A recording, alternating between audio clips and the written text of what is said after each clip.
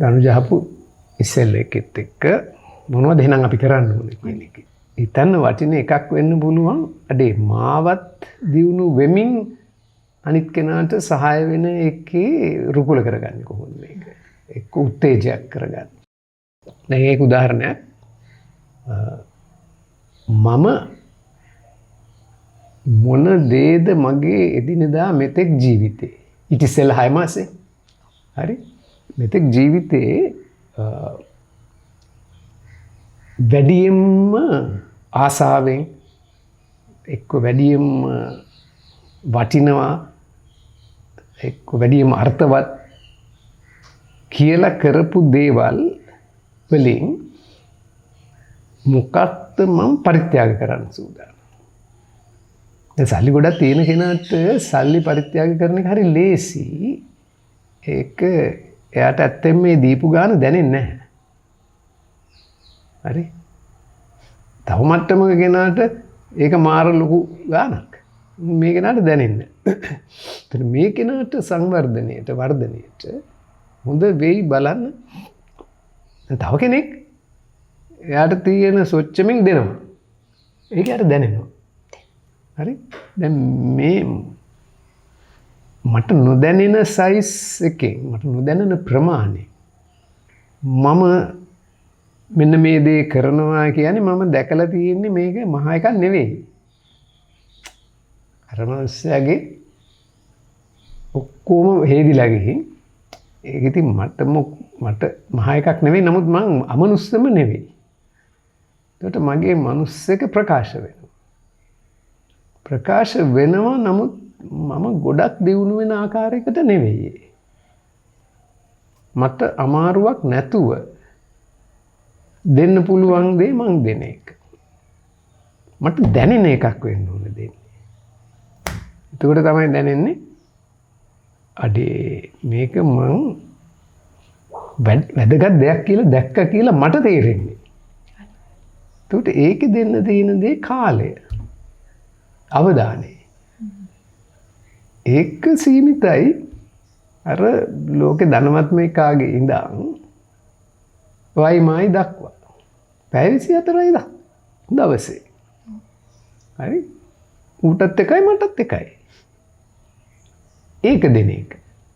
ඒකේ මගේ වැඩිම ආසාවෙන් කරපු දේ මං කැප කරොත් මේකට මං දැනිලා යමක් කරා කියලා තේරෙනවා මට. හරි? මම ආසම දේ ඒ කියන්නේ ජීවත් වෙන්න ලෙඩ නෙවෙයි ඉන්න මේ මැරෙන්නේ නැතුව ඉන්න කරන් හුස්ම ගන්න එකයි වතුරයි කන බොන එකයි ඒ ටික හැර ඉතුරු ටික ඒවනේ අපිට පරිත්‍යාග කරන්න පුළුවන් කැලි ටික. හරි? හුස්ම පරිත්‍යාග කරන්න බෑ. පුළුවන්. ඒක දෙන්න විදිහක් තියෙනවා නම් අපි මැරිලා. නමුත් අන්න ඒක එහෙම එකක් පරිත්‍යාග කරන එක තමයි මං හිතන්නේ මම කොච්චර සංවේදීද කියන එක මට දැනගන්න තවත් මොකක් හෝ දර්ශකයක් වෙන්නේ. ඒ තාමත් පැහැදිලි. කියන්නේ මට තිබුණට වඩා ගොඩක් පැහැදිලි තත්වයක් ඇති වුණා. දැන් මගේ පෞද්ගලික අත්දැකීමක් ගත්තොත් එහෙම දැන් මට ඔබතුමා කිව්ව විදිහට දැන් අපිට දෙන්න පුළුවන් තරමට වඩා දෙයක් කරද්දී අර දැනෙන ප්‍රමාණය වැඩි කියලා කිව්වනේ. දැන් සමහරක් අවස්ථාවල මටත් ඒක සිද්ධ වෙලා තියෙන. කියන්නේ මට දෙන්න පුළුවන් මට ඒ අවස්ථාවේ ඒ දේ ඕනි. හැබැයි ඒක මම වෙන කෙනෙක්ට දීලා ගන්න එක හරිම වටිනවා. අන්න එහෙම අත්දැකීම මටත් ලැබිලා තියෙනවා. මම හිතන්නේ ගොඩක් අයට ඒ අත්දැකීම මේ කාලේ ඒ අත්දැකීම හොඳටම දැනුම් නැති ඉදිරියට ඒක පවත්වගෙන යන්න මට තිබුණ පෞද්ගලික අත්දැකීම අනුව මට ඒක ඉදිරියටත් කරගෙන යන්න අර කැමැත්තක් ඇති වුණා. ඒක වටින කෑල්ලක්. හරි? එතන රැඳෙන්න වටිනවා. ඒ මාතෘකාවේ. ඒ කියන්නේ කියමු ඔයා හෝ මම ආසම දේ මගේ කාලය වැඩියෙන් දාන එකනේ. ඔව්.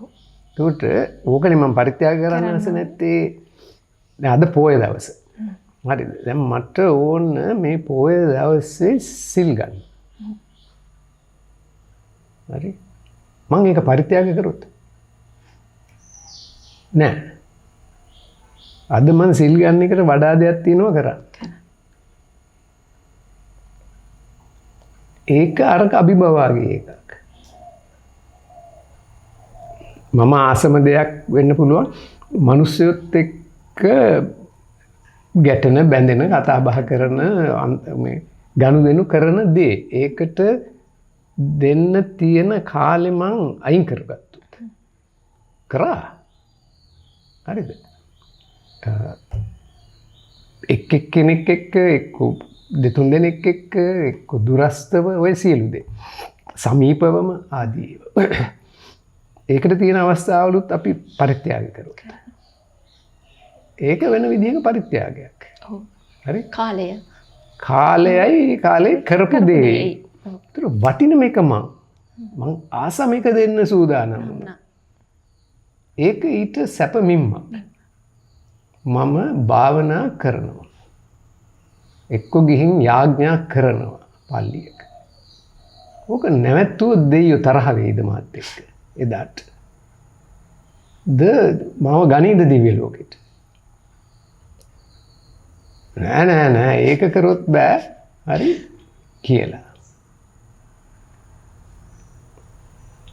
අපේ වටිනම කියලා හිතන එක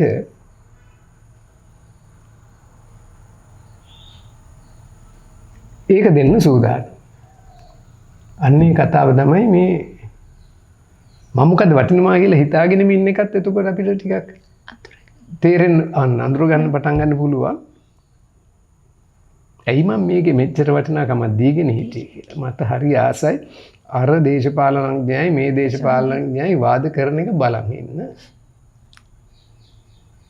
අපිව රවට්ටන. දෙපැත්තෙම අය. හරි? අපිව රවට්ටන. මම මේක අතාරිනවා. නෙක්කම්. හරි?